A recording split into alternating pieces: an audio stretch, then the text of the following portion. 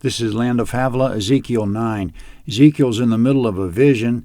He's sitting in his home in Mesopotamia, but Yahweh has transported him in the vision to Jerusalem and shown him the idolatry there. Now Ezekiel's with Yahweh in the inner courtyard of the temple, and Yahweh cries out, verse 1. Then he cried in my ears with a loud voice, saying, Cause those who are in charge of the city to draw near, each man with his destroying weapon in his hand. Behold, 6 men came from the way of the upper gate, which lies toward the north, every man with his slaughter weapon in his hand. One man in the middle of them was clothed in linen, with a writer's inkhorn by his side. They went in and stood beside the bronze altar.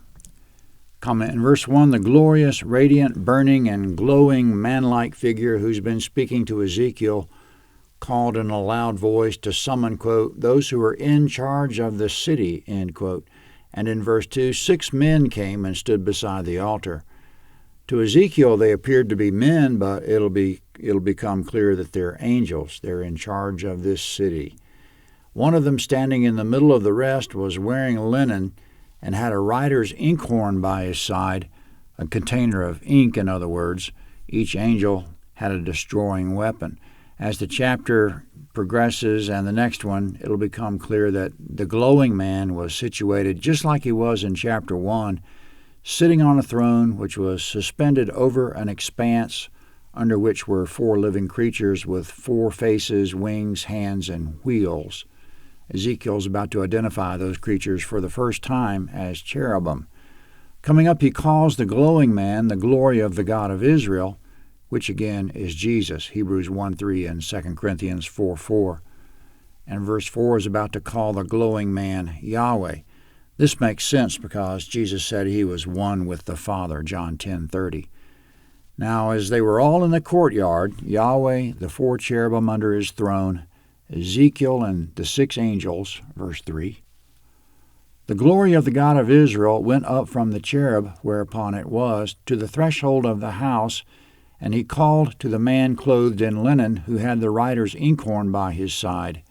Yahweh said to him, Go through the middle of the city, through the middle of Jerusalem, and set a mark on the foreheads of the men that sigh and cry over all the abominations that are done within it. Comment in verses 3 and 4, Yahweh went up from the cherub to the threshold of the house, which means he arose from the throne and from the presence of the cherubs that were under it, and went to the front door of the temple. From there he commanded the angel with the inkhorn to go through the city and mark the foreheads of the men who sigh and cry over all the abominations that are committed in Jerusalem. In other words, the angel will put a mark on the foreheads of all God's faithful who detest the abominations. After commanding the marking angel to mark, Yahweh says to the other 5, verse 5, To the others he said in my hearing, Go through the city after him and strike. Don't let your eye spare, neither have pity. Kill utterly the old man, the young man, the virgin, little children, and women, but don't come near any man on whom is the mark. Begin at my sanctuary. Then they began at the old men who were before the house. He said to them, Defile the house and fill the courts with the slain. Go out.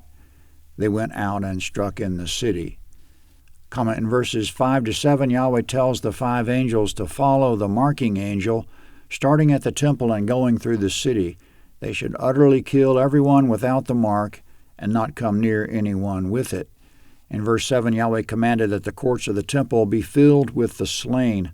A dead body is a defilement, Numbers 19.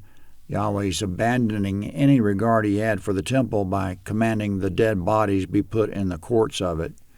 The interpretation of the vision in verses 5 to 7, when we incorporate the hindsight from 2 Kings, 2 Chronicles, and Jeremiah, is that when the Babylonians invaded and set siege, and some died by famine, some by pestilence, some by sword, and some survived, it was all determined individual by individual.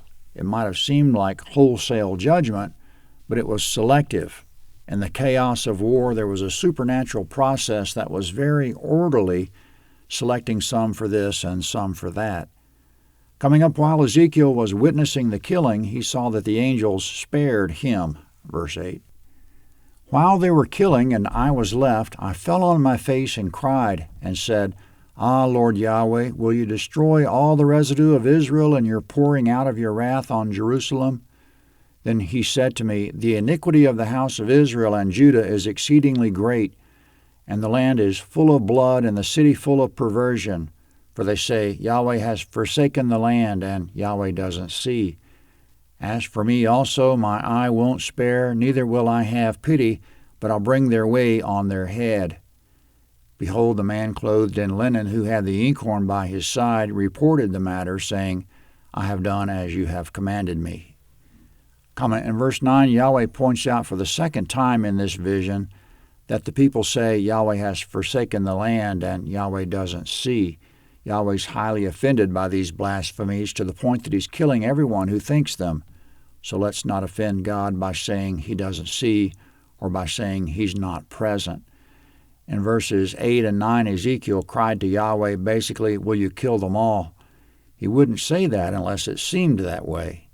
Around the same time that Ezekiel had this vision, Yahweh commanded Jeremiah, go through the city and see if you can find a single man who does justly, who seeks the truth. If you find even one, I'll pardon the whole city, Jeremiah 5:1. So it's not surprising that it seemed to Ezekiel everyone was being killed. In verse 11, the angel with the inkhorn reported to Yahweh that he had done as commanded. He's finished marking all God's faithful. Anyone with the seal on his forehead will be protected. It's the same in Revelation 9:4. Anyone with God's seal on his forehead will be protected. Ezekiel 10 is next.